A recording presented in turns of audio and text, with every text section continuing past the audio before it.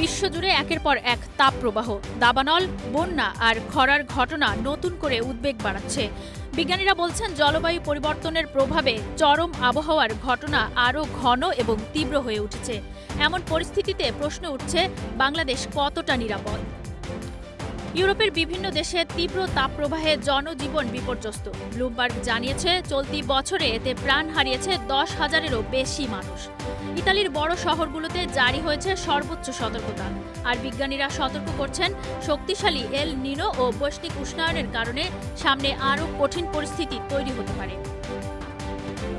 বাংলাদেশ বিশ্বের অন্যতম জলবায়ু ঝুঁকিপূর্ণ দেশ। ঘন ঘন তাপপ্রবাহ, বন্যা, ঘূর্ণিঝড়, নদী ভাঙন এবং সমুদ্রপৃষ্ঠের উচ্চতা বৃদ্ধি দেশের কৃষি, স্বাস্থ্য ও খাদ্য নিরাপত্তার উপর বড় ধরনের চাপ তৈরি করছে।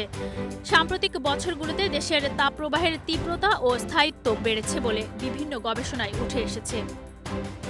বিশেষজ্ঞরা বলছেন, এখনই কার্যকর পদক্ষেপ না নিলে ভবিষ্যতে পানি সংকট, ফসলের উৎপাদন হ্রাস এবং তাপজনিত স্বাস্থ্য ঝুঁকি আরও বাড়তে পারে।